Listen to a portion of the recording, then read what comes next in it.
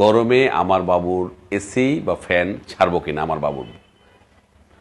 তো আমি বলবো যে এই এসি এবং ফ্যান ছাড়া নিয়ে আমাদের যে বিভ্রান্তি, অনেক মা বলেন স্যার আমি তো সারা রাত ফ্যানটা বন্ধ করে রেখে দিই, আবার কেউ বলে স্যার আমার বাচ্চা তো ঠান্ডা লাগে এই জন্য ভয় পাই, আবার কেউ বলে স্যার এসি আছে ছাড়বো কি ছাড়বো না। তো দর্শক, আমি প্রথমে আজকে এগুলো নিয়ে ক্লিয়ার করতে চাই যে আপনার বাবুকে আপনি গরমে ফ্যান বা এসির ব্যবহারটা কিভাবে আপনি করবেন।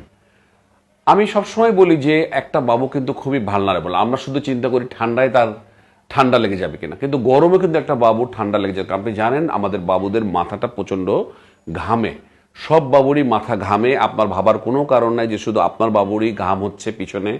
আমি আমার অভিজ্ঞতাটা যেটা শেয়ার করেছিলাম যে আমার বাবুর রাতের বেলা 3টা করে বালিশ আমি চেঞ্জ করতাম, ঘামে ভিজে চপ চপ চপ চপ করতো।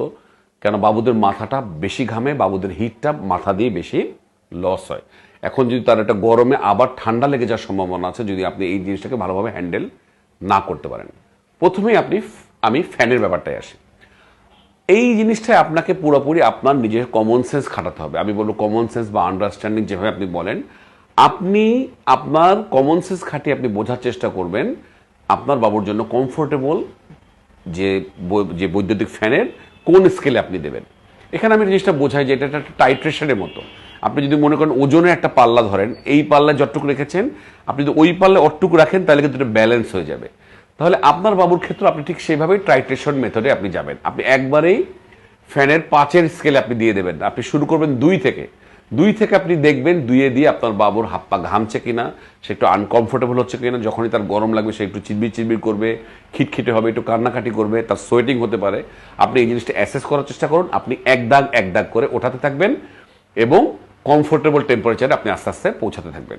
একটা থাম্ব রুল আমি বলে দিই, আমি বলবো যে আপনার জন্য যে স্কেলে কমফোর্টেবল, আমি বলবো আপনার বাবুর তার চেয়ে আপনার 1 স্কেল নিচে আপনি দেবেন। অর্থাৎ আপনার যদি 4-এ কমফোর্টেবল হয়, আপনি বাবুর ক্ষেত্রে বৈদ্যুতিক পাখাটা আপনি 3-এ সেট করবেন।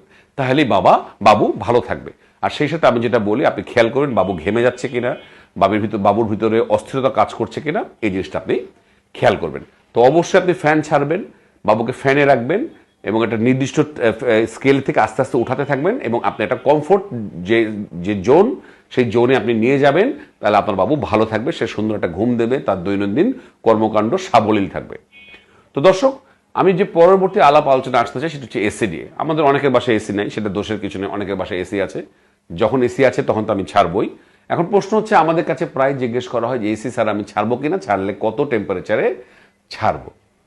তো এটা নিয়ে খুবই আসলে বিভ্রান্তি আছে। এটা আমাদের মা বাবার খুব কনফিউজ থাকেন যে আসলে এসি ছাড়া ঠিক হবে কিনা। আমি বলবো আপনি এসি ছাড়বেন, তাতে কোনো দোষের কিছু নাই, কিন্তু আপনি এখানেও আপনার কমন সেন্স খাটাবেন যে কতটুক টেম্পারেচার আপনি বাবুকে এসিতে রাখবেন।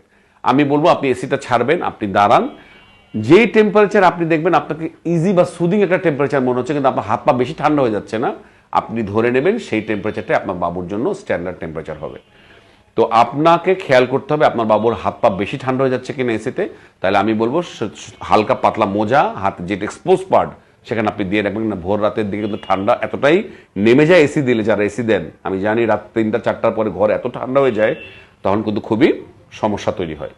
তো আমার জন্য আমি বলবো যে মোটা দাগের যেটা হিসাব, আমি বলবো আপনি 26 থেকে 28-এর মধ্যে রাখবেন। স্ট্যান্ডার্ডে আপনি 27-এর নিচে নামানোর দরকার নেই। আপনি 26 থেকে 27-এই ঘোরাঘুরি করবেন এবং আমি বলবো আপনি সারাদিন সারা রাত ফ্যানটা না ছেড়ে রাত 3টা-3:30 যদি ঘুম ভেঙে যায় আপনি ফ্যানটা বন্ধ করে, এই এসিটা বন্ধ করে দিন, আপনি ফ্যান ছেড়ে রাখুন। এবং অবশ্যই এসিটাকে আপনি সরাসরি ডাইরেক্ট মোডে দেবেন না, আপনি সুইং মোডে রাখুন যাতে আপনার বাবুর গায়ে ঠান্ডাটা ডাইরেক্ট না লাগে। এবং এসি বরাবর আপনি বাবুকে রাখবেন না, একটু সরিয়ে রাখুন। যদি সম্ভব হয় একটা কাপড় দিয়েও রাখতে পারেন যাতে সরাসরি ঠান্ডাটা তার গায়ে না লাগে। দর্শক, আমি বলবো এই গরমের সময় কিন্তু বাবুদের ঠান্ডা কাশি খুব বেশি বেড়েছে। আমাদের চেম্বারে বাবুরা আসছে, তাদের মা বাবারা নিয়ে আসছে, এই গরম ঠান্ডার যে অ্যাডজাস্টমেন্ট সেটা মা বাবারা আসলে বুঝতে পারছেন না। আমি আশা করছি আমাদের এই ভিডিওটি আপনাদের কিছুটা হলে হেল্প করবে। আপনার বাবুকে ফ্যান ছাড়ুন, আপনার বাবুকে ফ্যান দিন, স্ট্যান্ডার্ড একটা স্কেলে সেট করুন এবং এসির তাপমাত্রা আমি বলবো 26 থেকে 28 ডিগ্রি সেন্টিগ্রেড ভিতরে রাখুন এবং সুইং মোডে রাখুন।